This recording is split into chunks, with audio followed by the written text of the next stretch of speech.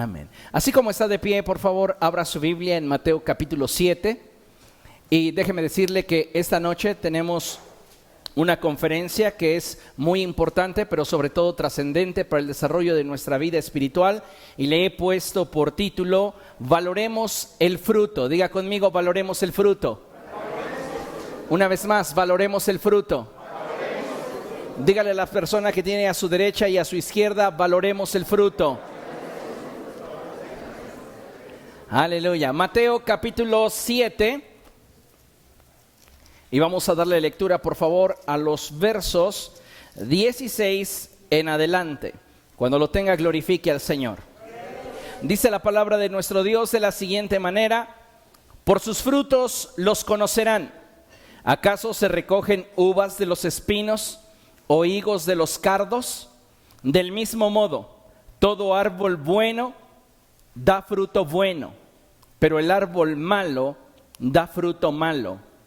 Un árbol bueno no puede dar fruto malo, y un árbol malo no puede dar fruto bueno. ¿Puede tomar su lugar, por favor?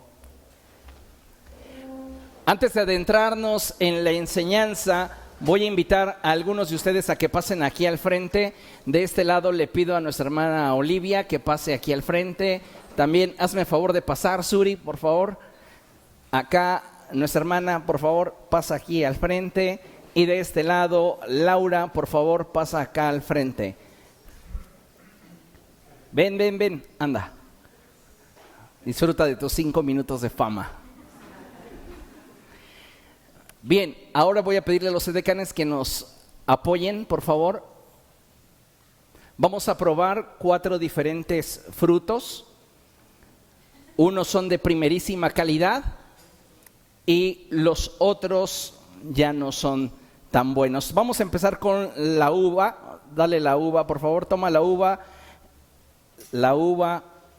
Ahora entra la otra uva, Suri. Primero pruebas la buena. Prueben la de excelente calidad, la mejorcita.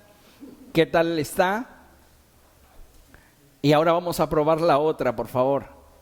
Ya simplemente antes de verla, ustedes ya como que lo piensan. Dicen, bueno, como que no se ve tan bien, pero pues como estoy al frente de todos, ni modo, me aguanto. Ya le quito el gusano, dice Oli. Y ahora vamos con la fresa. Regálales una fresa. Miren qué bonitas están. Pueden, si quieren, nada más darle una mordida para que no se vayan a ir a su lugar todos escurridos. Y ahora les damos la prueba de la otra que no es de tan buena calidad.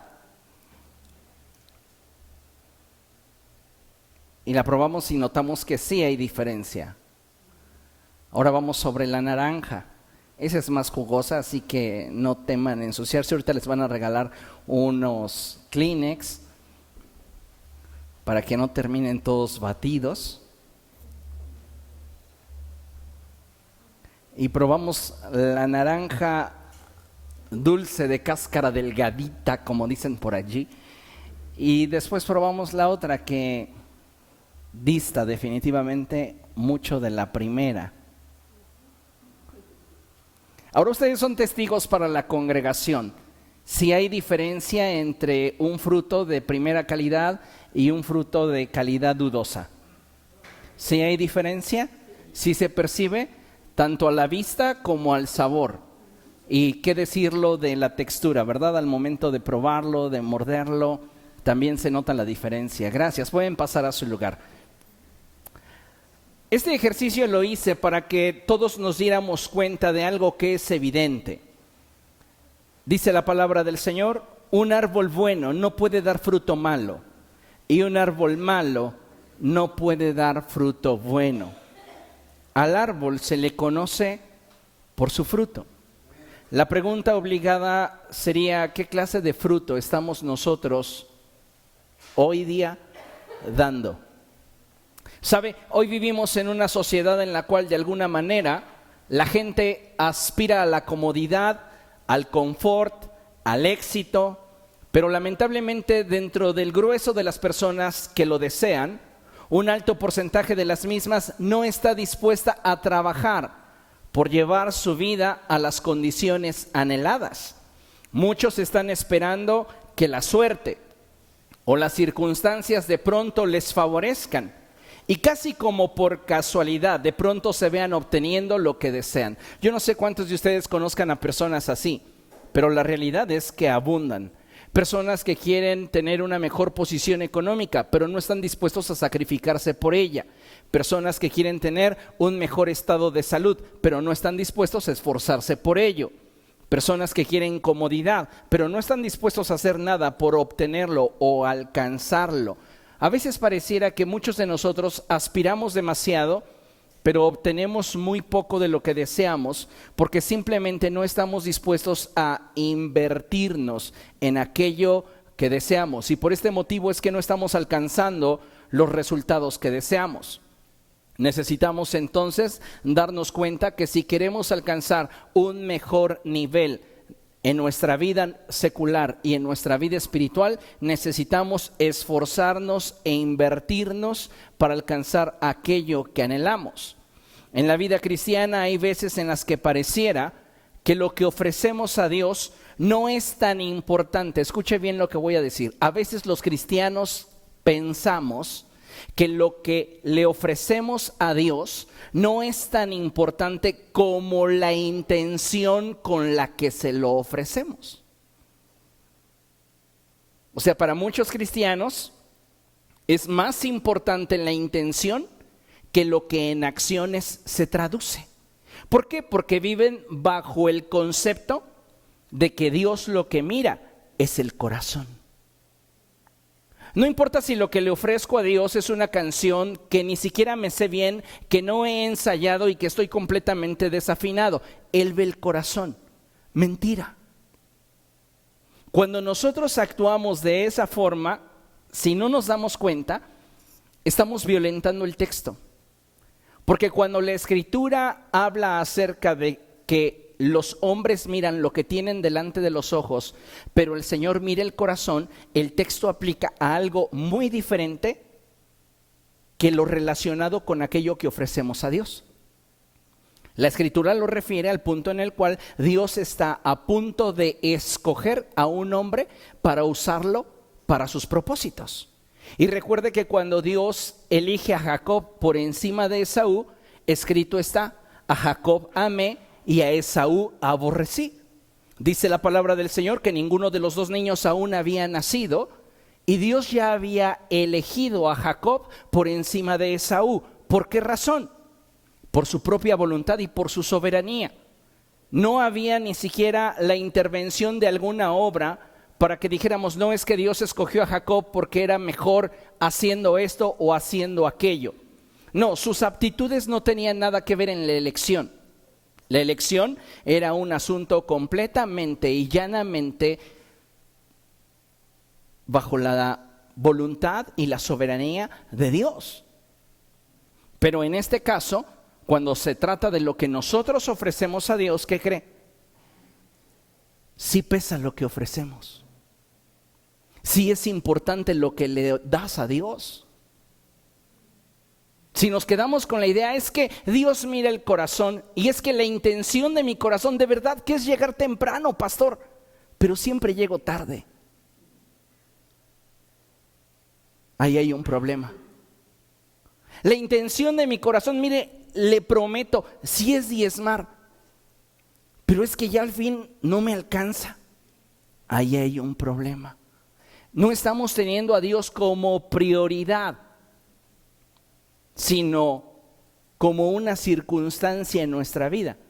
Si puedo, lo hago. Y recuerde algo que hemos estado viendo en muchas ocasiones: siempre que le ofrezcamos a Dios algo dentro de nuestra área de comodidad, siempre que le ofrezcamos algo a Dios dentro del parámetro lo que yo pueda, jamás le darás un sacrificio digno de Él, porque siempre ofreceremos lo que nos sobra, lo que no nos implica incomodidad, lo que no nos implica un sacrificio. Y cuando hablamos de lo que le ofrecemos a Dios, es importante que nos demos cuenta que para Él sí es importante lo que estamos ofreciendo. ¿Por qué? Porque muchas veces estamos ofreciendo, escuche bien esto, un fruto que no corresponde con lo que Él ha sembrado en nosotros. No corresponde con lo que te ha dado. Te dio habilidades, te dio capacidades, te dio dones. Y claro, mejor que nadie, Dios sabe cuando le estás ofreciendo algo que está muy por debajo de lo que eres capaz de ofrecer. O algo simplemente por debajo. Recuerda lo que dice David: yo no le voy a dar a Dios nada que no me cueste. De la abundancia del corazón habla la boca. ¿Dónde está el tesoro de David? En agradar a Dios. Y David sabe una cosa: que el Señor no iba a poner su mirada en su intención. El Señor iba a evaluar su acción. El problema de muchos cristianos es que hay áreas de nuestra vida que las sobreespiritualizamos tanto que dejamos de darle valor a las acciones.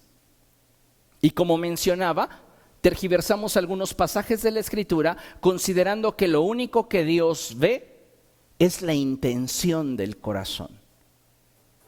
Pero dése cuenta, Dios no ve la intención del corazón cuando ésta no es congruente con la acción.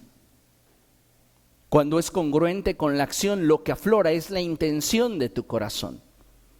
Pero cuando lo dejamos todo en intenciones, entonces no lo podemos ver materializado en acciones. ¿Por qué? Porque falta un elemento clave, que es el que lleva la intención al nivel de la acción, y es voluntad. Claro que Dios pesa los corazones, claro que Dios ve las intenciones, pero es importante que nos demos cuenta que si no le estamos ofreciendo a Dios una acción congruente con lo que decimos sentir, estamos siendo hallados faltos delante de Él. Porque Él sabe de qué tienes capacidad. Y cuando le ofrecemos algo por debajo de esa capacidad, lo que gritamos al mundo espiritual es que no tenemos la voluntad para Él. No se trata de un tercero, no se trata de la voluntad para la iglesia, no se trata de la voluntad para el pastor, se trata de la voluntad para con Dios. ¿Entiende eso? Entonces, cuando se trata de lo que yo ofrezco al Señor, no importa qué tan grande pueda ser mi intención. Al final de cuentas, lo que lleva una intención al terreno de la realidad es y será siempre la voluntad. Un ejemplo bien sencillo: ¿cuántos de ustedes siguen teniendo la intención de bajar de peso? Y estaba en su plan del 2015, dentro de sus 12 propósitos del año, ahí estaba. Y pasó el 2015 y lo volvimos a anotar para el 2016. Este año es el bueno, dijimos. Y vino el 2017 y decimos: ahora sí me aplico, me cambio el nombre si no. Y llegó el 2018 y dijimos: bueno, no hay segundo intento malo. Y estamos en el 19 y ya nos cuestionamos si nos esforzamos de aquí a diciembre o mejor nos aventamos como en el tobogán. Y le sigo, ¿qué hago? ¿Qué es lo que ha fallado desde el 2015 hasta el 2019? Voluntad, porque intención ha habido de sobra.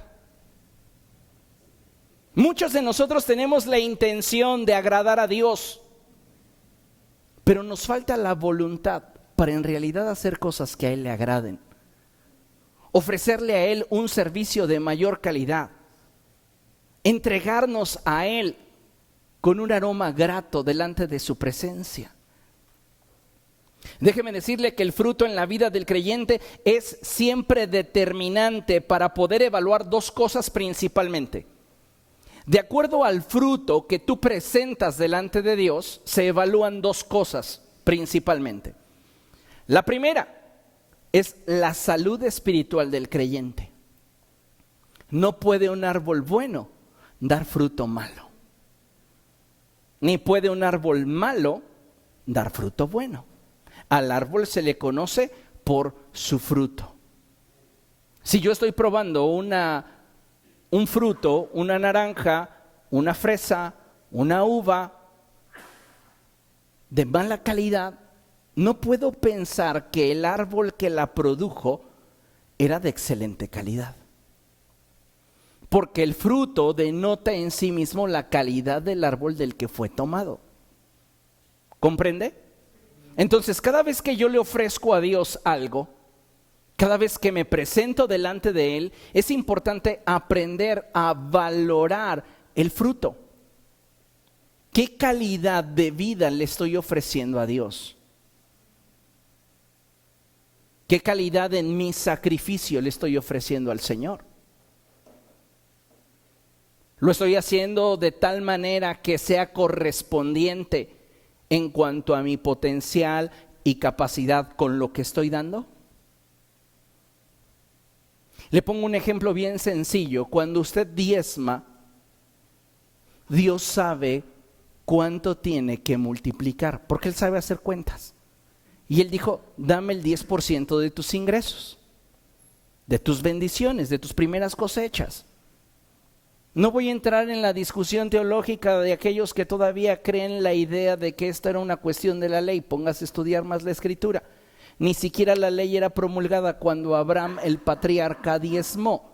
Pero vamos, finalmente, fin de la discusión. Si lo quiere hacer, hágalo. Si no lo quiere hacer, no lo haga. Es solo un ejemplo didáctico. Él dijo, denme el 10%. Ok, si usted le da el 3%, Él hace cuentas sobre lo que usted ofrece. Dice, ok, yo entiendo que me está entendiendo lo que es el 10 y de acuerdo a su voluntad es lo que recibo, es lo que debo multiplicar. Por eso no le alcanza. ¿Comprende? Porque Él no deja de cumplir su palabra. Él dice, pruébenme en esto. Pruébenme en esto. Y el problema es que muchas veces con nuestras acciones, con nuestro estilo de vida, con nuestras actitudes, el fruto que estamos ofreciendo o presentando delante de Dios no es el mejor. Y eso, amados hermanos, revela nuestro nivel de salud espiritual. Segunda cosa que revela, la naturaleza gobernante en nuestro interior. ¿Cómo puedo saber que el fruto de un árbol será de primera calidad? Porque el árbol es de primera calidad. ¿Y cómo lo sé? Porque la semilla que sembré era de primera calidad. El problema es que muchas veces estamos recibiendo de Dios buen alimento espiritual y aun cuando nuestras emociones y motivaciones puedan ser sacudidas por un momento, no se transforman en convicciones. ¿Por qué? Porque no llegamos al punto de la rendición de la voluntad. Todo se queda en intenciones.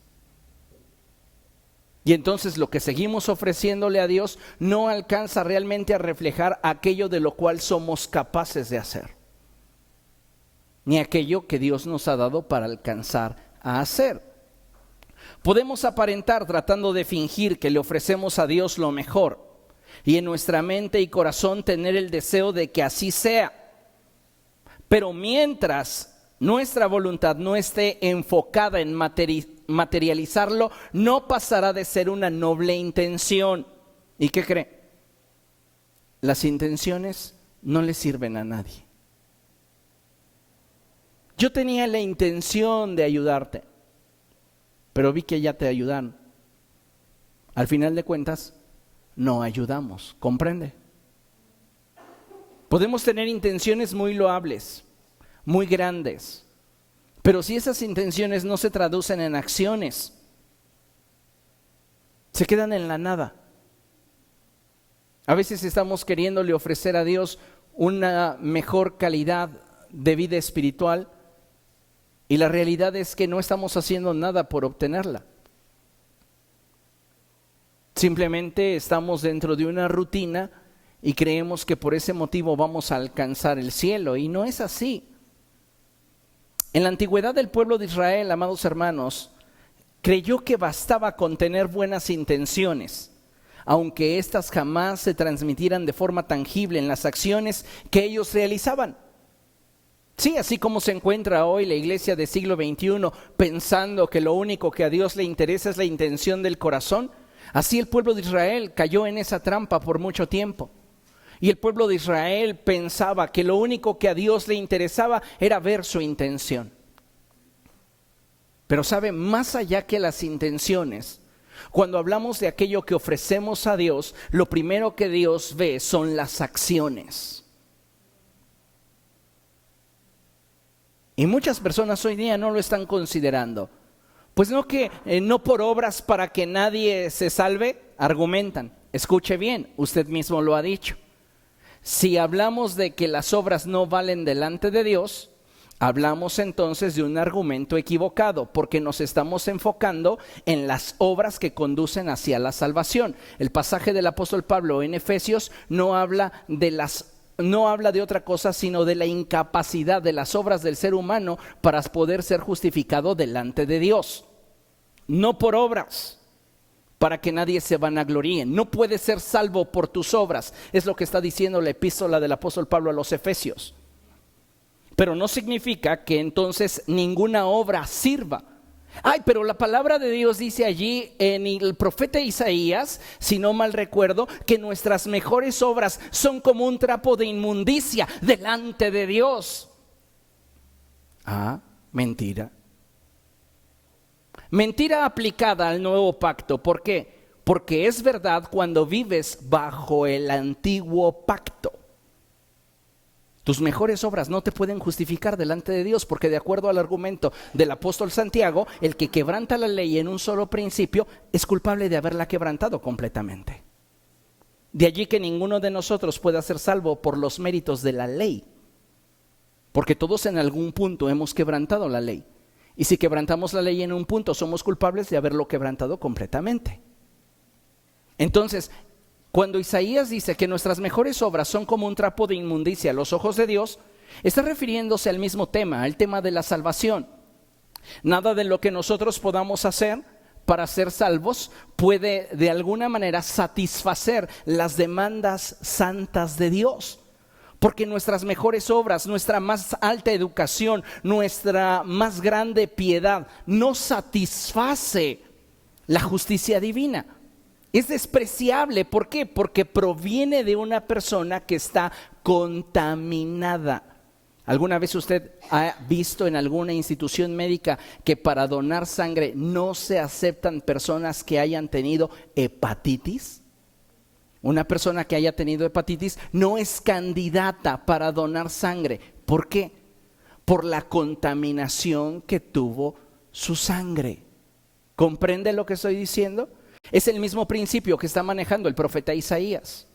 Nuestras mejores obras son como un trapo de inmundicia delante de Dios, pero no aplica para quienes hemos sido comprados por la sangre de Jesucristo. Porque entonces nuestras obras ya no están motivadas por una naturaleza pecaminosa, sino por el Espíritu del Señor que mora en nosotros. Entonces, las obras que se producen de una mente renovada y un corazón santificado son agradables a los ojos de Dios. Qué interesante es que podamos comprender esta realidad. Pero en el contexto Israel lo ignoraba.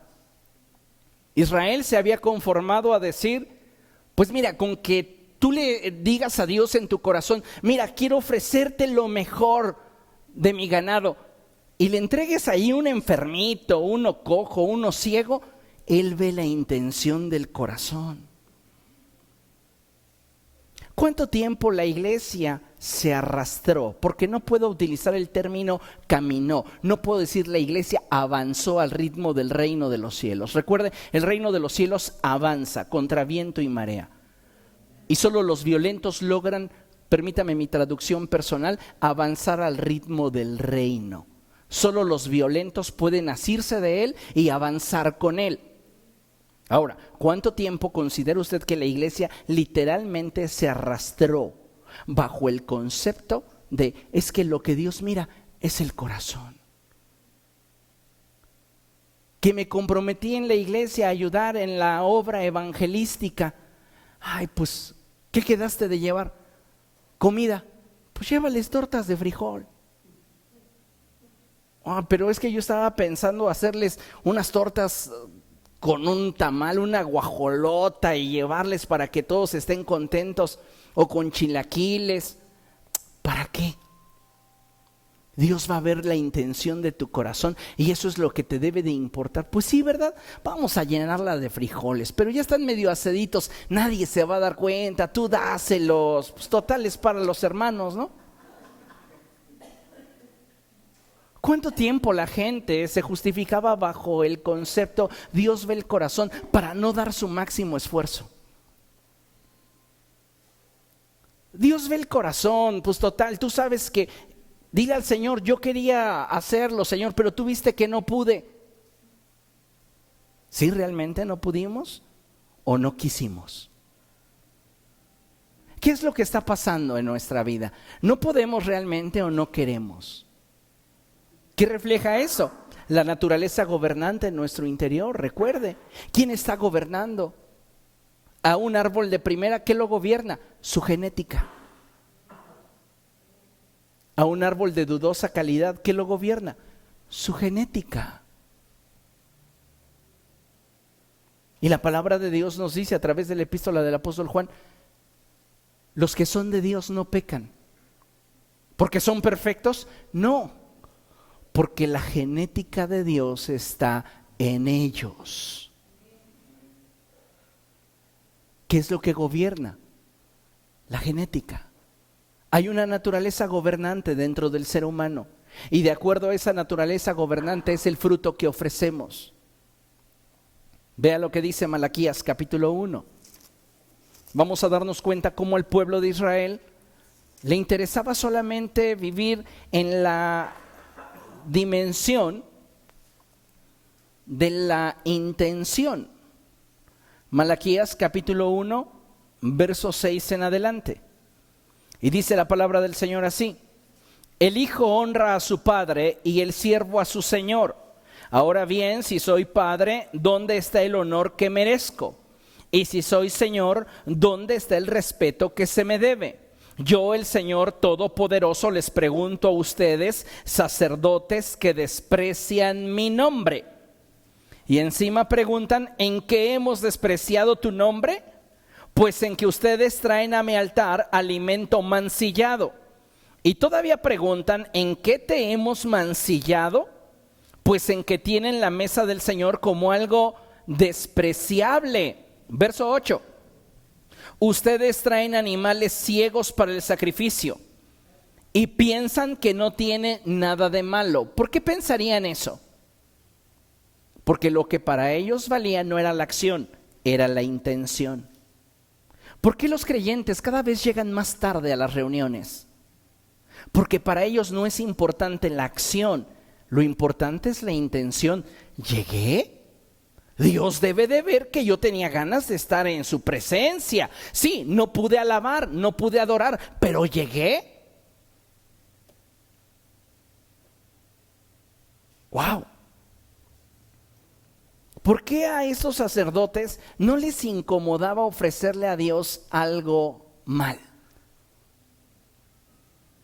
Porque para ellos era importante la intención, no la acción. Fíjese, dice la palabra del Señor, sacrifican animales cojos o enfermos y piensan que no tiene nada de malo. ¿Por qué no tratan de ofrecérselos a su gobernante? ¿Creen que estaría él contento con ustedes? ¿Se ganarían su favor? Dice el Señor Todopoderoso. El problema no es que Israel no tuviera buen ganado, porque le aseguro que los sacerdotes tenían acceso a las mejores crías en Israel. ¿Por qué entonces le están ofreciendo a Dios un animal tuerto, un animal cojo, un animal enfermo? La respuesta más simple que yo encuentro es porque ellos creían que bastaba con la intención. Sí, está cieguito, pero tú sabes que la intención de mi corazón, Señor, es darte lo mejor. pero tienes uno mucho mejor entre tu ganado. Ah, sí, pero ese ya lo voy a vender. Pero mira, mi intención es darte lo bueno. Acepta este que está cojito, este que está enfermito, ya se va a morir en 2-3 semanas, pero pues te lo ofrezco, Señor, mira, de todo corazón. ¿Y cuántas veces para las cosas de Dios no actuamos de la misma manera? Venimos a la casa del Señor y de repente vibra nuestro teléfono, si no es que suena, y de pronto decimos, es mi crush. Entonces sí le voy a responder. ¿Y qué pasa? Yo tenía la intención de poner atención, pero no se tradujo en acción. Tu intención puede ser muy loable, pero si no se traduce en acción, no sirve. He conocido personas que han estado así, mire, al borde de un infarto, al borde de tener diabetes, al borde de tener una enfermedad realmente compleja, y dicen, ahora sí, ya me voy a cuidar en lo que como. Nada más se sienten mejor. Los ves en sus mismos hábitos. ¿Por qué? Porque no tienen la voluntad, tienen la intención, pero no la voluntad. Y para que exista esto necesitamos renovar nuestra mente. El problema con el pueblo de Israel no es que tuvieran buenas intenciones, porque qué bueno que tuvieran buenas intenciones. El problema real radica en el hecho de que ellos no le ofrecían al Señor lo mejor. ¿Por qué? Porque no querían. No estaba en su voluntad, pero se engañaban a sí mismos argumentando su intención. Ay, el Señor sabe que yo sí quisiera estar en su presencia, porque mejor es un día en sus atrios que 1000 fuera de ellos, pero me perdonará el pastor, hace frío. Mi intención es estar en la casa del Señor, pero no lo llevo a la acción. ¿Por qué? Por lo que usted quiera. Siempre que deseemos algo en cualquier ámbito, no solo en el espiritual, vamos a encontrar obstáculos. Y solamente aquello que realmente pesa en el corazón tendrá el respaldo de la acción. Pero si no tenemos convicciones, todo se quedará en intenciones. ¿Hace cuánto tiempo que vivimos de intenciones? Nos vendemos mentiras basadas en intenciones que jamás concretamos en acciones. Y pasa el tiempo y seguimos ilusionados con nuestra intención, pero no vemos la acción. Necesitamos, amados hermanos, hoy darnos cuenta qué clase de fruto es el que le estamos ofreciendo al Señor. Algo de primera calidad, ¿es realmente lo mejor que puedes hacer? ¿Es lo mejor que puedes ofrecer? ¿O estás conformándote con tener una buena intención? Mire, ningún ser humano puede ofrecer lo mejor de sí a Dios si antes no está dispuesto a rendirle su voluntad. Si no hay una voluntad rendida, nuestros esfuerzos jamás serán superiores a nuestras buenas intenciones. Tus buenas intenciones siempre estarán en un nivel más alto que tus acciones, hasta que rindas tu voluntad. Entonces, cuando rindas tu voluntad al Señor, es que tus esfuerzos van a arrojar acciones que superarán tus buenas intenciones o estarán acorde con tus buenas intenciones. Yo tengo la intención de buscar al Señor todos los días en la mañana, porque me encanta esa porción de la Escritura que dice, temprano yo te buscaré. Bueno, eso será una intención hasta que en realidad comiences a llevarlo a la práctica. Y entonces tu voluntad te permitirá llevar la intención al nivel de la acción. Miren lo que dice Números capítulo 18, verso 29. Vamos allá. Números capítulo 18.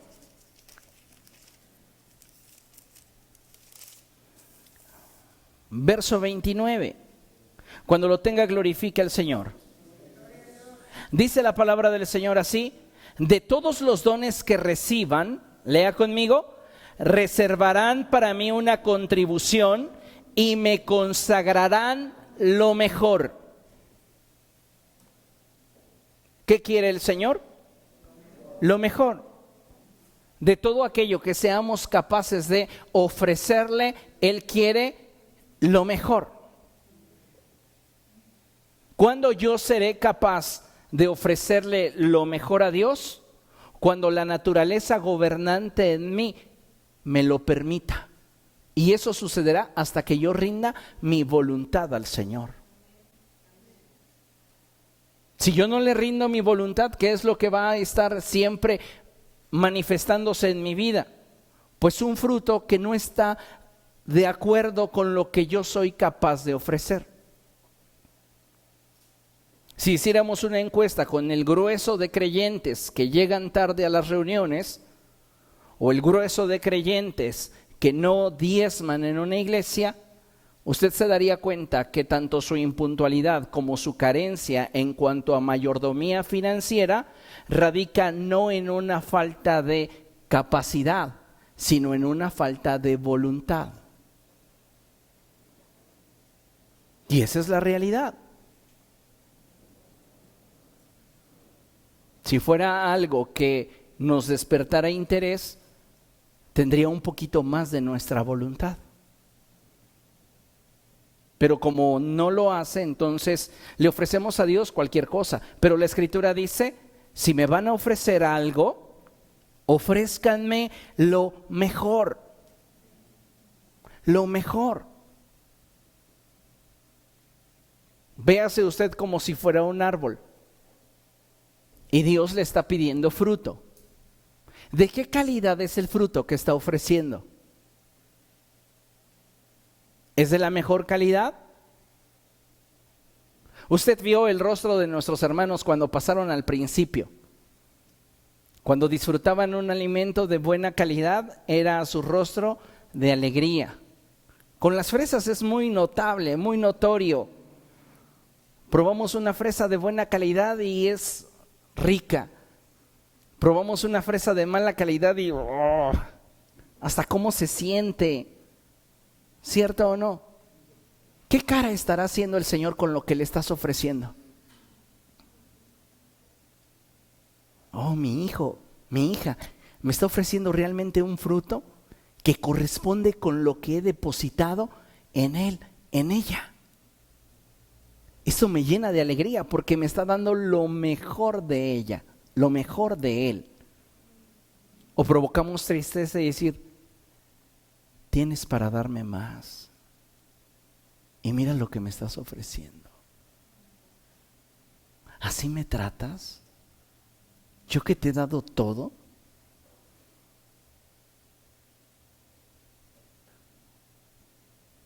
¿Qué estamos provocando en el corazón de Dios con lo que estamos ofreciendo?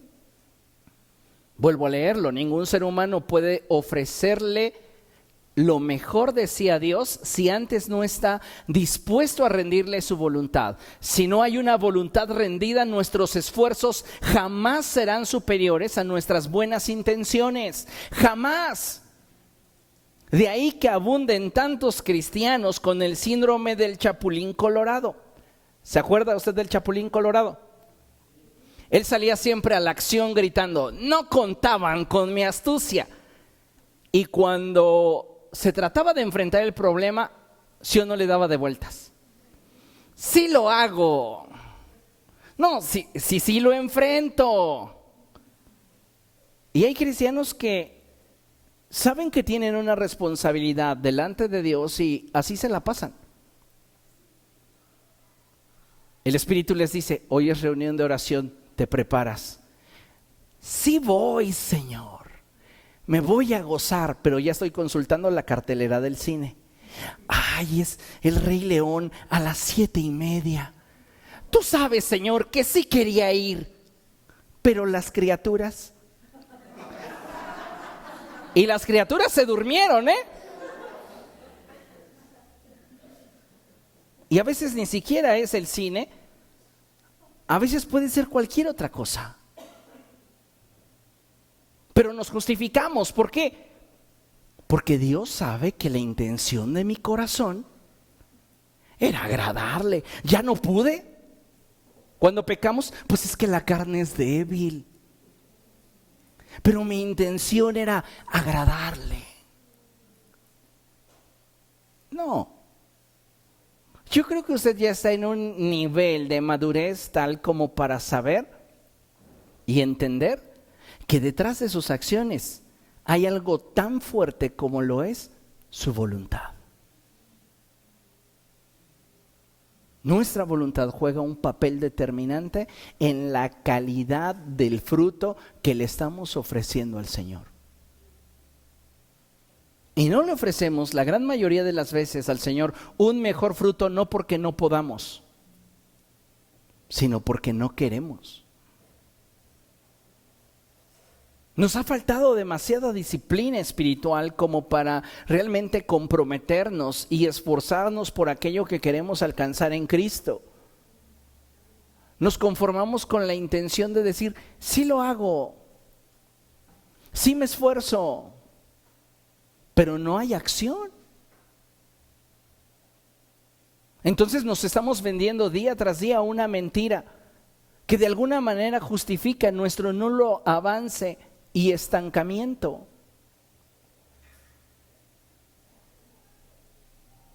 Vean lo que dice Génesis 22.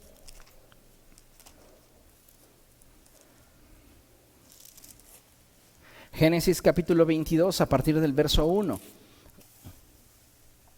¿Lo tiene? Mire lo que dice la palabra del Señor. Pasado cierto tiempo, Dios puso a prueba a Abraham y le dijo: Abraham, aquí estoy, respondió. Y Dios le ordenó: toma a tu hijo, el único que tienes y al que tanto amas, y ve a la región de Moria. Una vez allí, ofrécelo como holocausto en el monte que yo te indicaré. Sí voy, Señor. Mira, tú sabes que no te niego nada. Sí te voy a entregar a mi hijo, pero todavía no. Espérate a que tenga él tal vez 50, 70 años. Yo le dejo dicho a los criados, si me muero, que lo ofrezcan para ti. Pero ahorita pues no, está el muchacho en la flor de la juventud. ¿Cómo me pides que te lo ofrezca? ¿Ve usted a Abraham argumentando con Dios? ¿Por qué argumentamos tanto con el Señor? Conocemos la doctrina. Sabemos qué es lo que Dios espera de nosotros, pero comenzamos a argumentar. Y en ese argumento nos perdemos justificando nuestra falta de voluntad.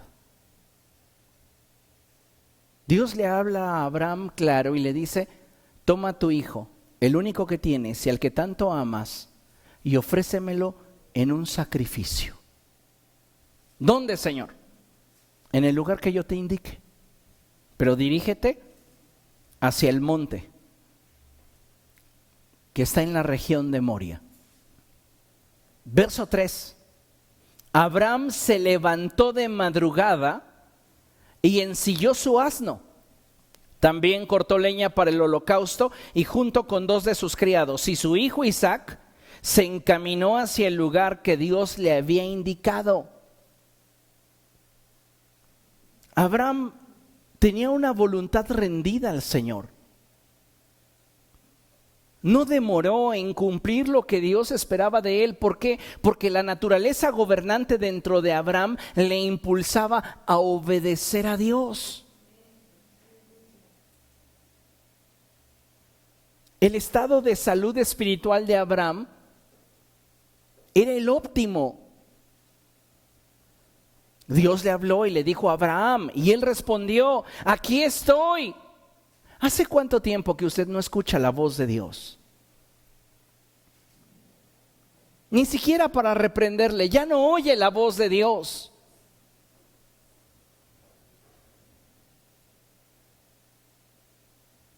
¿Por qué? Porque hemos permitido estar tan lejos de Él que hemos dejado de escuchar su corazón. Porque simplemente nuestra voluntad está en otro lugar. Y nos justificamos con una intención vaga que no tiene la posibilidad de traducirse en acciones. Dice la palabra del Señor que Abraham se encaminó hacia el lugar que Dios le había indicado al tercer día. ¿Por qué caminó de 3 días? Podríamos profundizar y hablar un poco acerca de el tiempo en el cual Jesús estuvo en el sepulcro, pero superficialmente por una razón muy sencilla. A Dios no le gusta que tomemos decisiones por un impulso emocional. Así que una vez que te pide algo, te da tiempo para que lo pienses y actúes en convicción. Si fuera la emoción del momento, le aseguro que 3 días hubieran bastado para que Abraham se retractara y llegando al monte de Dios dijera, ¿sabes qué? Mejor no. 3 días pensando, porque él estaba familiarizado con los sacrificios. Esta clase de sacrificios se están dando mucho antes de que Dios se los hable a Moisés. De ahí que todos los que argumentan que los sacrificios y el diezmo proceden de la ley, les falta Biblia. O sea, la verdad, ni siquiera se han puesto a leer el Génesis.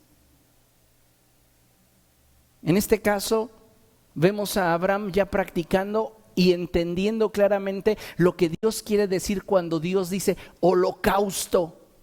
Y la ley de los holocaustos no ha sido proclamada. ¿Por qué? Porque Abraham conoce el corazón de Dios y Dios le ha revelado su voluntad. De tal manera que cuando Dios dice algo, Abraham lo entiende por el nivel de cercanía que tienen.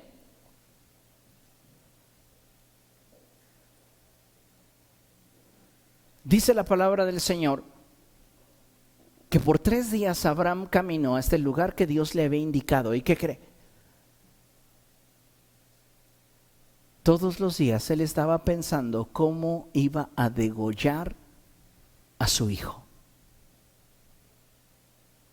Porque de eso se trataba el holocausto, de degollar a la víctima sobre el altar y luego prenderle fuego para que se quemara delante de la presencia de Dios. ¿Usted cree que no iba pensando esos 3 días? Lo veía un muchacho sano. Era su único hijo, el hijo de la promesa, y lo tenía que sacrificar. Dice la palabra del Señor que, verso 4, al tercer día Abraham alzó los ojos y a lo lejos vio el lugar. Entonces les dijo a sus criados, quédense aquí con el asno. El muchacho y yo seguiremos adelante para adorar a Dios y luego regresaremos junto a ustedes. ¿Sabe? Cuando uno tiene un corazón ligado a Dios, sabe que el corazón de Dios para nosotros siempre será bueno.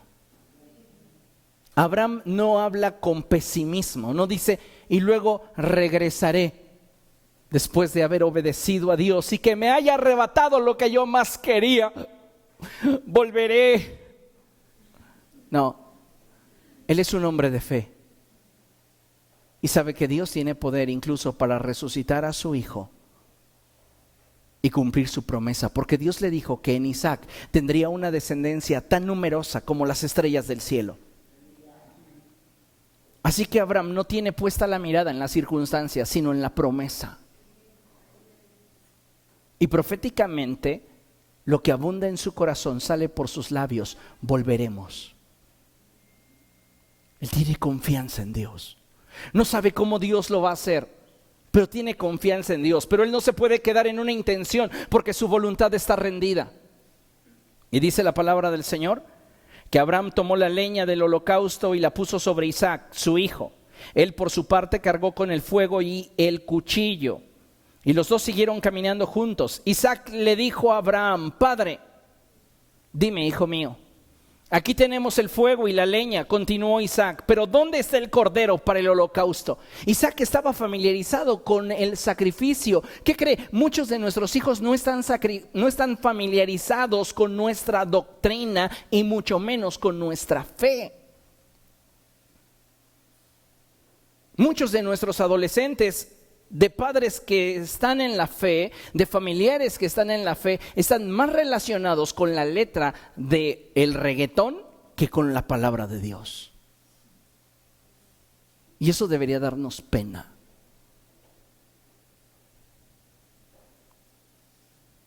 Isaac estaba familiarizado con la fe de su padre. Dice, a ver papá, ¿qué onda? O sea, aquí está el fuego, está la leña, está el cuchillo, pero ¿y el animal que vamos a matar qué? ¿Qué cree que sintió Abraham cuando lo volteó a ver? Y vuelve el hombre de fe a hablar lo que abunda en su corazón. El cordero, hijo mío, lo proveerá Dios. Y siguieron caminando juntos. Cuando llegaron al lugar señalado por Dios, Abraham construyó un altar y preparó la leña.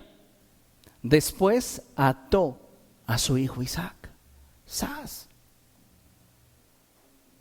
No es un niño de 2 años al cual dominas. Es un joven de más de 15 años. Y su padre le tuvo que abrir el corazón y posiblemente con lágrimas en los ojos le dijo, hijo, Dios me habló y me dijo que quiere que te ofrezca para Él. No me imagino a Abraham diciéndole, oye, vamos a jugar un juego. Yo te ato y tú te acuestas y de repente yo me doy vueltas así como en el altar acá con el cuchillo. Sí, hijo, mira esa nube y acá te clavo el cuchillo. No me lo imagino. Yo creo que Abraham tuvo que abrirle el corazón a su hijo y decir, ¿sabes qué? Esto es lo que Dios me dijo. La cultura en aquel entonces no era nada semejante a la de hoy. Los hijos sabían lo que era obediencia y sujeción. Y aún a costa de su propia vida. El hijo no dijo, ¿qué te pasa? O sea, sí, viejito, alcánzame. No. Imagínese usted si cuando se va a cumplir la promesa del nacimiento de Abraham, de Isaac, perdón, dice la escritura que Abraham ya tenía un cuerpo como de un hombre muerto, 15 años después. Por eso él nada más cargaba el cuchillo y el encendedor. La leña, pues que se la lleve el chamaco. El punto aquí es que cuando le abrió su corazón, el muchacho, aun cuando no lo deseara, tenía que sujetarse a su padre. Y lo ató y lo colocó sobre el altar. Y ahí fue donde él levantó su mano sobre su hijo. Y Dios se dio cuenta que la acción que iba a realizar, de acuerdo a la intención y convicción del corazón, no tenía marcha atrás. Lo iba a matar. No era una intención de, pues como que le hago así a ver si Dios aparece. No, tenía la certeza y la convicción de matar al muchacho. Y ahí es donde el verso siguiente dice que un ángel del cielo le habló diciendo, Abraham, detén tu mano y no le extiendas sobre el muchacho, porque ya sé que me temes. Tremenda cosa, ¿no?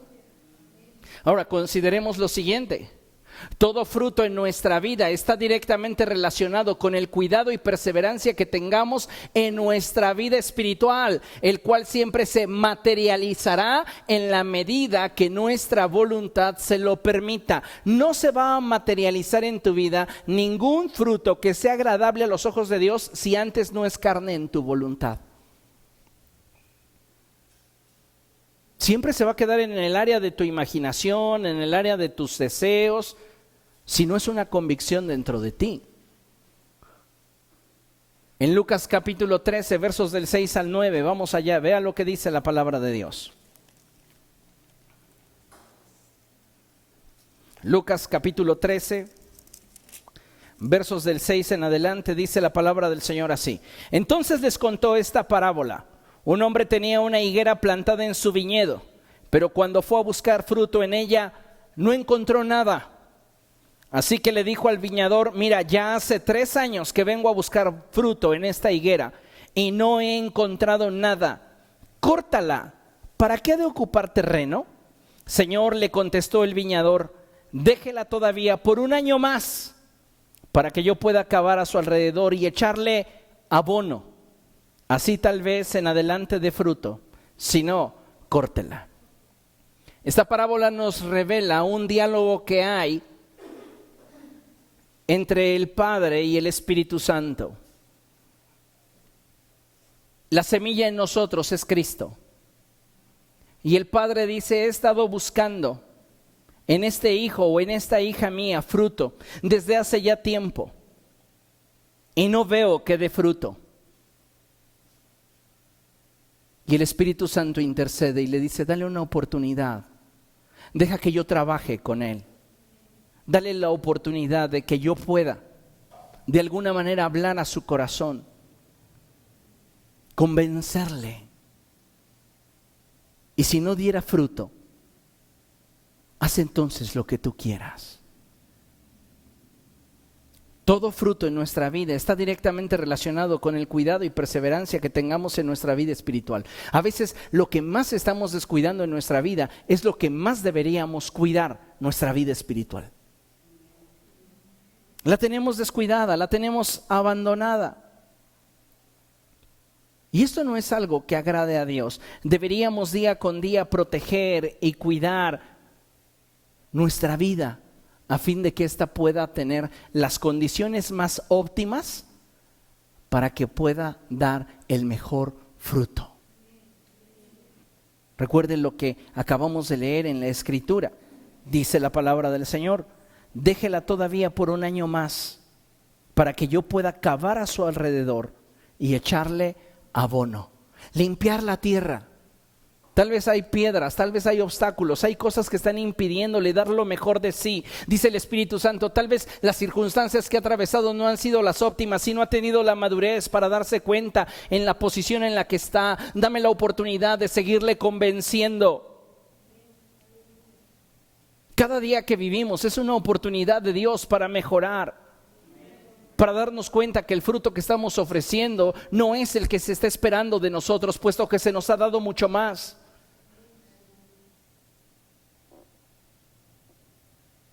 Y a veces no estamos considerando que si algo deberíamos de hacer y procurar es salvaguardar y proteger nuestra vida espiritual. Necesitamos abonar el corazón. Y hay 8 cosas que deberíamos tener en cuenta que fungen o funcionan como un abono para el corazón. El primero de estos es amar a Dios y amar al prójimo. Si no amamos a Dios por sobre todas las cosas y no amamos a nuestro prójimo como a nosotros mismos, todo lo demás que hagamos no tiene sentido, porque la ley y los profetas se resumen en estos 2 mandamientos. ¿Por qué hay tantas rivalidades en el pueblo de Dios? Porque hay muchos rencores. El rencor y la falta de perdón generan rivalidad siempre.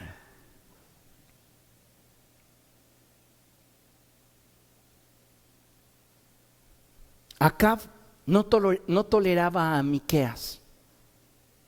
¿Por qué? Porque nunca le decía lo que él quería oír.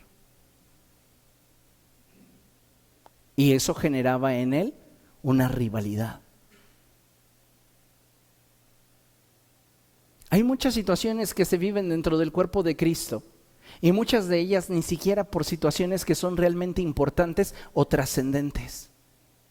Si tuviéramos un poquito más de madurez y nos atreviéramos a manifestar de una manera más amplia el carácter de Cristo, perdonando a quienes nos ofenden, como Dios nos ha perdonado a nosotros en Cristo Jesús, seríamos más libres y tendríamos la capacidad de dar más fruto. Pero esos rencores añejados en nuestro corazón, esas rivalidades son como piedras en nuestro terreno. No nos dejan crecer, no nos dejan dar fruto. Segunda cosa, necesitamos más oración. En su oración en el Padre Nuestro, el Señor Jesús dice: y no nos metas en tentación, mas líbranos de todo mal. Si no hay oración, ¿cómo pensamos nosotros que vamos a poder resistir la tentación? ¿Cómo pensamos nosotros que vamos a tener una tierra fértil en nuestro corazón para recibir la palabra y que ésta produzca fruto? Muchos corazones dentro del pueblo de Dios son semejantes a aquella semilla que cayó junto al camino. No tienen profundidad porque no son gente de oración. Muchos son como ese terreno pedregoso, que cuando la semilla cae de inmediato germina y comienza, pareciera a tener buenos resultados, pero cuando llega el sol se seca porque no hay raíces. Algunos cristianos son como ese terreno que cayó la semilla entre espinos, y cuando ésta comienza a crecer, las situaciones difíciles de la vida terminan ahogando la palabra. ¿Por qué? Porque falta oración. Escuchar música cristiana en tus audífonos o en tu casa, en tu estéreo, no te da lo que la oración te puede dar.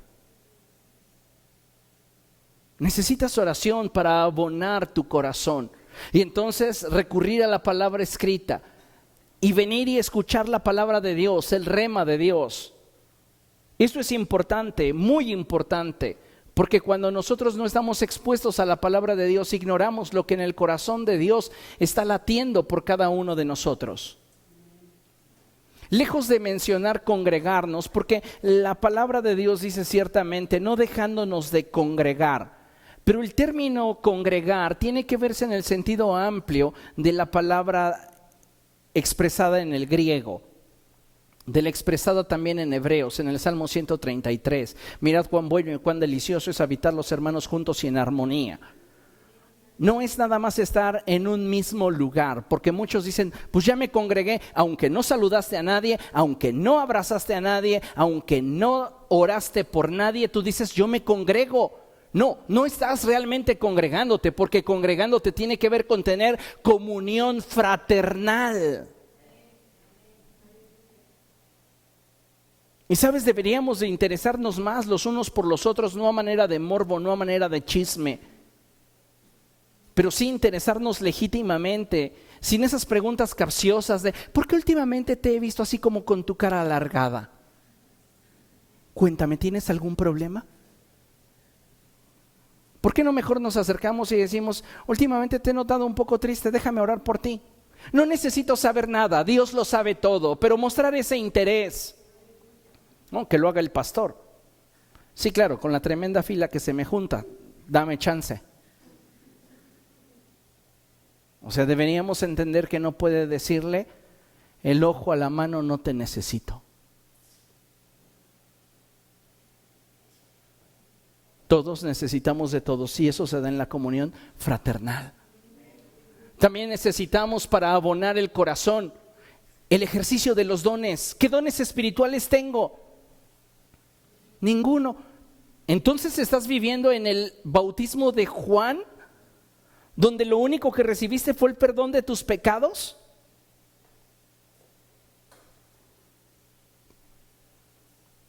Porque el reino de los cielos no es cuestión de palabras, sino de poder. Entonces, ¿dónde está la evidencia de que estamos viviendo en el nivel de poder de Dios?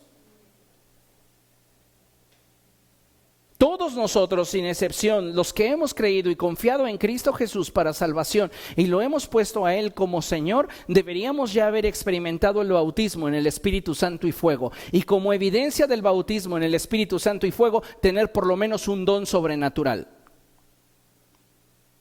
Lenguas, palabra de ciencia, discernimiento de espíritus, interpretación de lenguas, profecía, fe, sanidades, milagros. ¿Cuál es el don que está operando en tu vida? Ejercítalo. A mí un día Dios me bautizó con lenguas, pastor, pero dejé de hablar porque me parecieron muy chistosas. ¿Cómo quieres llegar a decir como Pablo: yo hablo más lenguas que todos ustedes, si no las ejercitas? Es que me da pena. Hazlo solo en tu habitación. Tápate los oídos si quieres, pero hazlo. ¿Sabe cuánto anhelo que llegue el momento en el cual genuinamente nuestras reuniones sean interrumpidas por un así dice el Señor? Porque debe de haber entre nosotros gente que ha recibido de parte de Dios el don de profecía. Debe haber entre nosotros gente que ha recibido de parte de Dios el discernimiento de espíritus. Debe de haber entre nosotros gente que ha recibido de parte de Dios los dones para sanar enfermos. Debe de haber entre nosotros gente que ha recibido de parte de Dios los dones para interpretar lenguas, los dones de milagros, un don de fe. Pero si yo no lo ejercito, no estoy realmente abonando mi corazón. ¿De qué me sirve tener un don espiritual si lo tengo escondido? Soy semejante a aquel que recibiendo un talento fue y lo escondió en la tierra. Y cuando venga tu Señor, ¿qué le dirás? Pues aquí está el don que me diste. Te va a decir: siervo malo y perezoso, te di el potencial para bendecir la vida de otros y preferiste esconder lo que te había dado.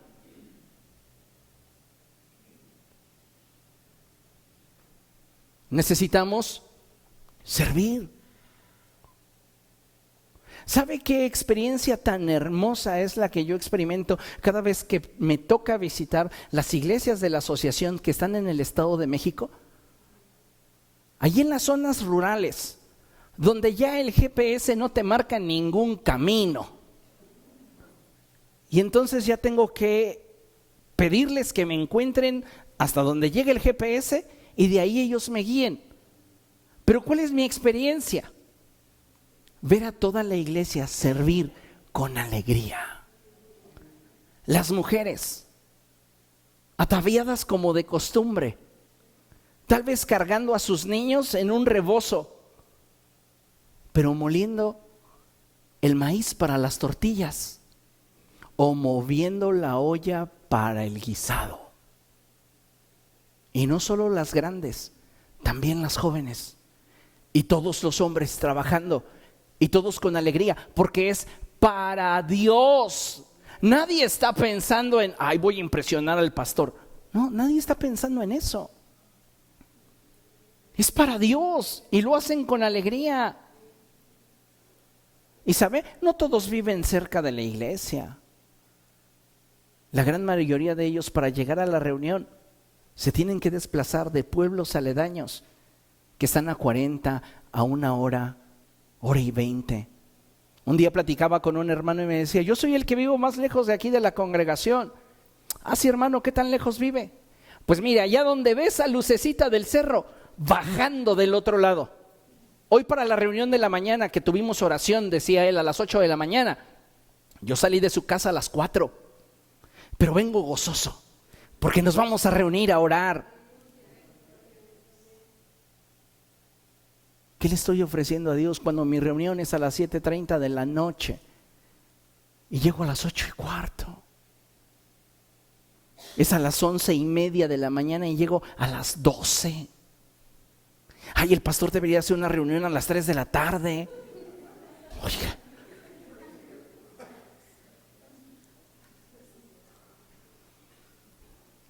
Abono para el corazón es tu santificación personal. Nadie va a determinar tu grado de obediencia sino tú. Nadie.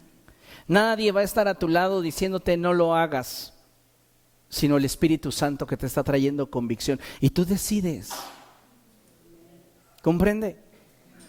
Necesitamos entonces entender esa verdad y darnos cuenta que a los ojos de Dios, amado hermano, lo que usted ofrece sí pesa, y pesa más que su intención. Su intención no tiene valor hasta que se traduce en una acción. Entonces Dios ve la acción y entonces corrobora que es congruente con su intención, y eso le dice a Dios dónde está su voluntad. Por eso la Escritura dice que donde está tu tesoro, ahí está tu corazón. Porque donde está tu tesoro no escatimas nada, ahí lo entregas todo. Y a veces para las cosas de Dios somos tan selectivos. Determinemos ¿qué vamos a ofrecerle al Señor? ¿Un fruto de primera calidad o un fruto de tercera? ¿Qué le va a ofrecer? ¿Realmente le está dando a Dios lo mejor de usted o no? Concluimos con este pasaje. Efesios capítulo 2, verso 10, dice la palabra del Señor así: porque somos hechura de Dios, creados en Cristo Jesús para buenas obras. Note el énfasis. Fuimos hechos por Dios y Él nos creó nuevamente en Cristo Jesús con un potencial, con una capacidad para hacer lo bueno. Y no porque Dios nos pida algo que no nos haya dado antes, sino que la Escritura enfatiza, te lo pide porque de antemano Él te lo dio. ¿Y qué es lo único que necesitas para hacerlo? Voluntad. Querer.